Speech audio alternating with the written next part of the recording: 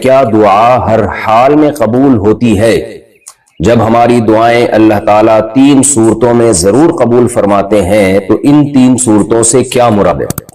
3 صورتیں یاد رہ گئی وقار بھائی کو کہ 3 عدد یاد رہ گیا، صورتیں یاد نہیں رہی۔ دیکھیں جو دعا 3 صورتوں میں قبول ہوتی ہے، ایک تو یہ ہوتی ہے کہ اللہ تعالیٰ جو چیز آپ مانگ رہے ہیں اللہ تعالیٰ وہی چیز آپ کو دے دیتے ہیں۔ دوسری صورت یہ بنتی ہے کہ جو چیز آپ مانگ رہے ہیں وہ تو نہیں ملتی، اس کا آلٹرنیٹ مل جاتا ہے۔ تیسری صورت یہ ہوتی ہے کہ آخرت میں اللہ تعالیٰ اس دعا کو آپ کے لیے ذخیرہ کر دیتے ہیں اور قیامت کے دن اس کا اجر آپ کو اللہ تعالیٰ عطا فرمائیں گے۔ لیکن یہ 3 صورتیں ہی نہیں ہیں، اس کے علاوہ بھی کچھ صورتیں ہیں جس طرح سے دعا قبول ہوتی ہے۔ ایک صورت یہ بھی ہوتی ہے کہ آپ جو دعا مانگ رہے ہیں وہ نہیں ملتی، لیکن ہوتا یہ ہے کہ کوئی مصیبت جو آپ کی طرف آنے والی ہوتی ہے، جو آپ کو نہیں پتا ہوتا کہ ایک مصیبت آنے والی ہے، اللہ اس مصیبت کو ٹال دیتے ہیں، تو آپ تو یہ سمجھ رہے ہوتے ہیں کہ میری دعا قبول نہیں ہوئی، حالانکہ وہ آپ کی سے مصیبت ٹل رہی ہوتی ہے۔ بعض دفعہ یہ بھی ہوتا ہے کہ آپ کا کوئی گناہ معاف کر دیا جاتا ہے اس سے، تو ہر حال میں دعا قبول ہوتی ہے۔ اس کی وجہ یہ ہے کہ رسول اللہ صلی اللہ علیہ وسلم نے ارشاد فرمایا کہ اللہ تعالیٰ اس بات سے حیا کرتے ہیں کہ کوئی بندہ جب اس کی طرف اپنے ہاتھ اٹھائے ان یردہما خائبین، کہ اللہ ان ہاتھوں کو خالی ہاتھ لوٹا دے۔ ویسے بھی اصول ہے نا، کسی بھی بڑے سیٹ سے جب بھیک مانگی جائے، کوئی بڑا سخی ہو، سیٹ ہو، تو وہ خالی ہاتھ لوٹاتے ہوئے شرم محسوس کرتا ہے اگر اس میں غیرت و حیا ہو۔ تو اللہ سے زیادہ تو غیرت والا کوئی بھی نہیں ہے، اللہ سے زیادہ تو جواد اور کریم کوئی بھی نہیں ہے۔ بل یداہ مبسوطتان، قرآن میں آتا ہے اللہ نے تو اپنے دونوں ہاتھ پھیلا دیے ہیں، تو یہ ممکن نہیں ہے کہ اللہ کی طرف ہاتھ اٹھائے جائیں اور وہ ان کو خالی ہاتھ لوٹا دے۔ لیکن یہ جو 4 صورتیں ہیں نا دعا کی قبولیت کی، تو اس میں ایک اہم پوائنٹ کی بات یہ ہے کہ چند صورتیں ایسی بھی ہیں جن میں دعا رد بھی کر دی جاتی ہے، یہ بھی ذہن میں رکھیں۔ یعنی ہمیشہ قبول ہونے کا مطلب جب ان قوائف کو پورا کیا جائے، تو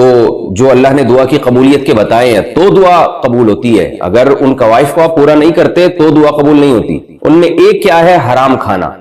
نبی صلی اللہ علیہ وسلم نے فرمایا کہ انسان پراگندہ بال ہوتا ہے، سفر میں ہوتا ہے، اور کپڑوں پہ گرد و غبار، یعنی سفر میں جو انسان کی ایک حالت ہوتی ہے جو قابل ترس ہوتا ہے، وہ تو ایسی کنڈیشن میں تو دعائیں قبول ہوتی ہیں، لیکن فرمایا اس کے باوجود اس کی دعا کو رد کیا جاتا ہے۔ وجہ کیا ہے؟ کہ اس کا کھانا بھی حرام اور اس کا پہننا بھی حرام، حرام کھا رہا ہے اور حرام پہن رہا ہے، تو حرام کی وجہ سے دعائیں قبولیت کا امکان ختم ہو جاتا ہے یا کم ہو جاتا ہے۔ اور ایک وجہ دعا کی قبول نہ ہونے کی یہ بھی ہوتی ہے کہ آپ ظاہر قلب سے دعا مانگتے ہو، یہ بھی حدیث میں تذکرہ ہے اس کا۔ ظاہر قلب کا مطلب یہ ہے کہ دعا مانگتے ہوئے آپ کا اپنا ہی دل ہی نہیں ہے، بس اوپر اوپر سے دعائیں مانگ رہے ہو، جیسے آج کل دعا بطور وظیفوں کے پڑھی جاتی ہے بس، یعنی وہ دعا مانگی نہیں جا رہی ہوتی بلکہ پڑھی جا رہی ہوتی ہے، بس آپ نے ہاتھ اٹھائے ہوئے اور توجہ آپ کی کہیں اور ہے، اور میں نے تو لوگوں کو دیکھا ہے کہ وہ دعا کے دوران ناک میں انگلیاں بھی گھما رہے ہوتے ہیں، پھر ادھر کھجا بھی رہے ہوتے ہیں، پھر ادھر بھی دیکھ رہے ہوتے ہیں، پھر یوں کر رہے ہوتے ہیں، ایسے یوں بس ہاتھ فارمیلٹی پوری ہو رہی ہوتی ہے۔ تو اللہ کو اس سے بھی جو ہے ایسے بندوں کی دعائیں اللہ رد کر دیتا ہے کہ اس کو مانگنے میں تکلیف ہو رہی ہے مجھ سے، مانگتے ہوئے یہ میری طرف توجہ نہیں کر رہا، اتنا تکبر۔ یہ ایسے ہی ہے جیسے کسی شیخ صاحب کے پاس آپ جائیں بھیک مانگنے کے لیے، تو دیکھیں بھیکاری کیسے اپنے آپ کو جھکاتا ہے اور کیسے کہتا ہے، پوری توجہ اس کی اس طرف ہوتی ہے کہ اس کی جیب سے چندہ نکل جائے، یہ چندہ نکل جائے، یا اگر کوئی چندہ مانگنے والا گیا ہے، یا اس کی جیب سے میرے لیے کچھ پیسے نکل جائیں۔ ایسا نہیں ہوتا کہ ادھر توجہ اور یوں کر کے شیخ صاحب سے کہہ رہا ہو کہ یار کچھ 50 روپے مل جائیں گے تو اچھا ہے، نہیں ملے تو بھی ٹھیک ہے، اس طرح کی بات نہیں ہوتی۔ تو اس لیے دنیا میں جیسے جب کسی سے مانگا جاتا ہے تو اس وقت پورا فوکس کیا جاتا ہے اور پوری توجہ کے ساتھ مانگا جاتا ہے، تو اللہ سے جب مانگا جائے تو اس سے بھی زیادہ توجہ کے ساتھ مانگا جائے، عاجزی اور انکساری کے ساتھ مانگا جائے۔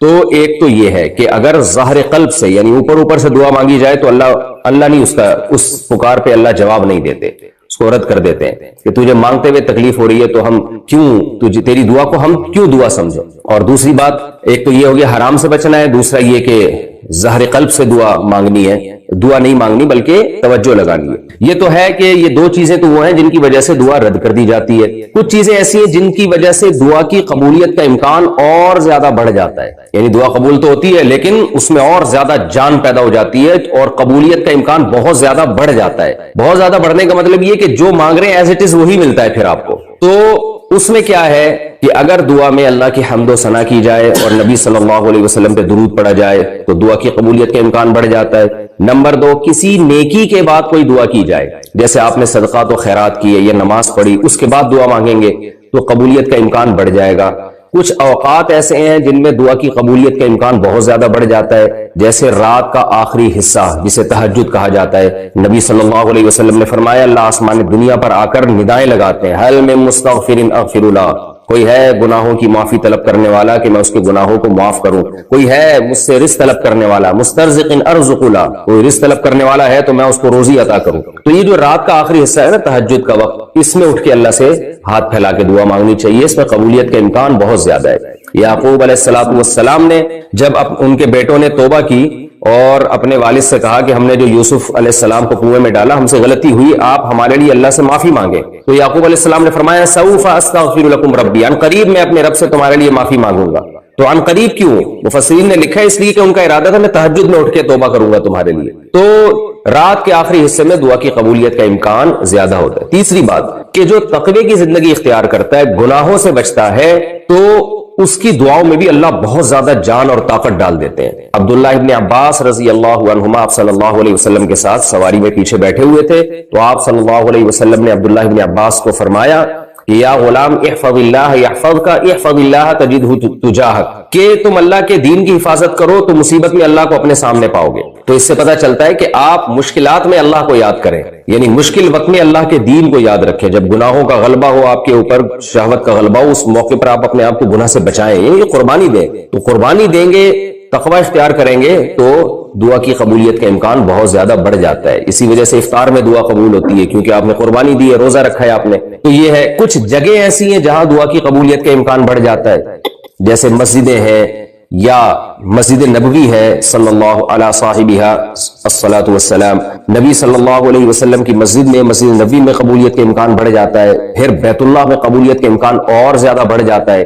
حرم میں، اور پھر بیت اللہ کے غلاف کو پکڑ کے جو ملتزم ہے وہاں ملتزم پہ اپنے رخسار کو رکھ کے دعا مانگنے کی قبولیت کے امکان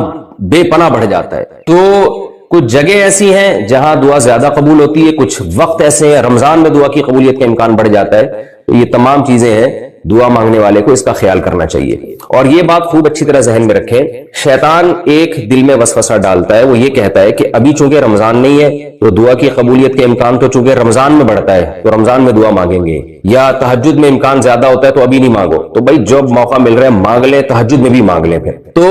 ایسا نہ ہو عبادت کو یعنی نیکی کو ڈیلے نہ کریں، ہو سکتا ہے آپ کو اس وقت ٹائم نہ ملے تو ابھی بھی مانگ لیں، بعد میں جب موقع ملے گا تو اور زیادہ مانگ لیں۔ تو اس لیے دعا سے بہت فائدہ ہوتا ہے۔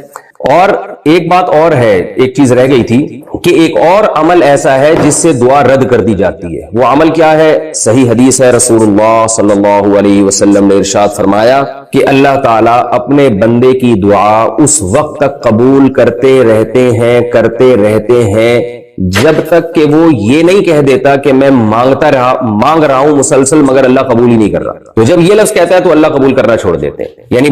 اس کو ایسا لگ رہا ہوتا ہے کہ قبول نہیں ہو رہی، حالانکہ قبول ہو رہی ہوتی ہے، لیکن چونکہ دنیا جو ہے نا اللہ نے معاملہ غیب پر رکھا ہے نا، تو وہ یہ سمجھ رہا ہوتا ہے کہ پتہ نہیں قبول ہی نہیں ہو رہی، میں تو کب سے دعائیں مانگ رہا ہوں۔ تو جس دن وہ یہ کہتا ہے نا کہ قبول نہیں ہو رہی تو اللہ اس وقت سے قبول کرنا ختم کر دیتے ہیں کہ تیرا جب میرے بارے میں یہ خیال ہے کہ میں قبول نہیں کرتا تو پھر میں نہیں کروں گا۔ تو اس سے پتہ چلتا ہے کہ جس کا اللہ کے بارے میں یہ خیال ہوتا ہے نا کہ وہ دعائیں قبول کرتا ہے تو اسی کی دعائیں قبول ہوتی ہیں، جس کا اللہ کے بارے میں خیال ہوتا ہے کہ قبول نہیں کرتا اس کی دعائیں قبول نہیں ہوتی ہیں۔ اور اس لیے علماء کہتے ہیں کہ اس بحث میں نہیں پڑھنا چاہیے کہ دعا قبول ہو رہی ہے کہ نہیں ہو رہی، اس کی کوشش میں لگے رہنے چاہیے کہ دعا کی توفیق مل رہی ہے کہ نہیں مل رہی۔ حضرت عمر رضی اللہ تعالیٰ عنہ کا قول ہے تو مجھے اس کی فکر نہیں ہوتی کہ میری دعائیں قبول ہو رہی ہیں کہ نہیں ہو رہی، مجھے اس کی فکر ہوتی ہے کہ مجھے دعاؤں کی توفیق مل رہی ہے کہ نہیں مل رہی۔ اللہ تعالیٰ ہمیں دعائیں مانگنے والوں میں شامل فرمائے۔ اچھا بھائی، یہ جاوید صاحب نے سوال پوچھا، انہوں نے ملک کا نام نہیں بتایا یا شہر کا نام نہیں بتایا،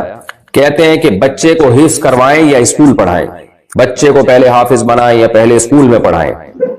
دیکھیے بچے کو پہلے اگر آپ نے حافظ بنانا ہے، حافظ بنانا کوئی فرض نہیں ہے لیکن بڑی سعادت کی بات ہے، تو بچے کا حافظہ اگر بہت زیادہ کمزور نہ ہو تو پھر بچے کو پہلے حفظ کروا دیں، اس کا فائدہ یہ ہوگا کہ پھر اسکول میں بھی وہ اسپیڈ کے ساتھ آگے بڑھے گا۔ اولاد گود لینے کا شرعی حکم، اگر کسی کو اپنی اولاد نہ ہو رہی ہو تو کیا وہ دوسرے سے کوئی نومولود بچہ لے سکتا ہے؟ اور کارڈ وغیرہ میں اپنی ولدیت تبدیل کرنا کیسا ہے؟ سعید الرحمان، دیکھیں اگر اپنے اولاد نہیں ہو رہی ہے تو آپ بچہ لے کے پال سکتے ہیں، لیکن اس میں بچے کا نقصان یہ ہوتا ہے کہ بعض دفعہ بچہ جو ہے نا اپنے بہن بھائیوں سے محروم ہو جاتا ہے۔ دیکھیں جیسے آپ کو بچے کی ضرورت ہے نا، بالکل اسی طرح بچے کو بھی بہن بھائیوں کی ضرورت ہوتی ہے۔ اب آپ نے اپنے کہیں بھتیجا بھانجا لے کے پال لیا، اس کو آپ نے بہن بھائیوں سے جدا کر لیا، تو بچے کی جو ایک گروتھ ہے نا جو ہونی چاہیے بچپن میں، جو یہ ماہر نفسیات کہتے ہیں، اور یہ بہت بڑے بڑے ڈاکٹر جو بچوں کی نفسیات سے واقف ہیں، جن کو دنیا میں جن کا نام ہے، یورپ کے اور امریکہ کے، وہ یہ کہتے ہیں کہ بچے کو بچپن میں اپنی عمر کے قریب بچہ چاہیے، یعنی بچے کی مینٹل گروتھ کے لیے یہ ضروری ہے کہ اس کو جب وہ چھوٹا ہونا تو جس عمر کا ہے اسی عمر کے قریب اس کو اور بھی بچے چاہیے، تاکہ وہ ان میں کھیلتا ہے، پھر ان سے اپنی دل کی باتیں شیئر کرتا ہے، ان سے لڑتا بھی ہے، ان سے محبت بھی کرتا ہے۔ تو یہ اور وہ بہن بھائی ہونے چاہیے، کوئی غیر نہیں ہونے چاہیے، غیر پھر بچے کو خراب کرتے ہیں۔ اپنے بہن بھائی میں تربیت کا عنصر زیادہ ہے، تو آپ جب کوئی دوسرے کا بچہ ایڈاپٹ کرتے ہیں نا تو اس میں آپ کا تو فائدہ ہو گیا، لیکن اس بچے کا بہرحال نقصان ہوتا ہے کہ وہ بالکل اکیلا ہو جاتا ہے، اور پھر اس طرح سے دماغ گرو نہیں کر پاتا، یہ اتنی خوشیاں اس کو نہیں ملتی جو بچپن میں اس کو بہن بھائیوں سے ملتی ہیں۔ اگرچہ وہ لڑتے ہیں، اگرچہ وہ ایک دوسرے کے بال کھینچتے ہیں، لیکن محبت بھی کرتے ہیں، وہ ایک دوسرے سے اپنی دل کی باتیں شیئر کرتے ہیں۔ آپ یعنی تجربہ کر کے دیکھ لیں، کبھی اپنے ساتھ کسی ایک بچے کو بائک پہ یا گاڑی میں لے کے جائیں، وہ چپ کر کے بیٹھا رہے گا، لیکن اس کے ساتھ اسی کی عمر کے قریب دوسرا بچہ ہوگا نا، تو آپ دیکھیں اس کی مستیاں دیکھیں، پھر ایسی باتیں کرے گا، انجوائے کرے گا ہر چیز میں، تو بچے کو دیکھتے ہی کھلکھلا اٹھتا ہے۔ تو اسی وجہ سے جو ماہر نفسیات ہے نا وہ یہ بھی کہتے ہیں کہ دو بچوں کی پیدائش میں زیادہ وقفہ بھی اس وجہ سے بچے کے لیے بھی نقصان دہ ہے، کیونکہ جیسے آپ کا بڑا بچہ ہے وہ بڑا ہو گیا، چھوٹا میں 3-4 سال کا وقفہ ہوگا نا، تو وہ ان کا جو دماغی لیول ہے وہ آپس میں پھر ملتا نہیں ہے۔ تو وہ میں نے دیکھا ہے بہت سے گھروں میں کہ ایک بڑی بیٹی ہے، اس کے بعد 3-4 سال کے بعد دوسری بچی ہوئی، تو وہ بڑی بچی جو ہے نا وہ تنہائی کا شکار ہو گئی، اور وہ پریشان ہوتی ہے کہ میری قریبی یعنی مجھ سے جو عمر میں قریب کوئی بہن نہیں ہے یا بھائی نہیں ہے۔ تو یہ فرق پڑتا ہے، بڑے ہو کر تو یہ فرق ختم ہو جاتا ہے، 4-5 سال کا وقفہ کوئی وقت یعنی فرق نہیں رہتا، لیکن بچپن میں اس کی بڑی ایک ویلیو ہے، اس لیے نیچر سے کبھی بھی بغاوت نہیں کرنی چاہیے۔ پھر بھی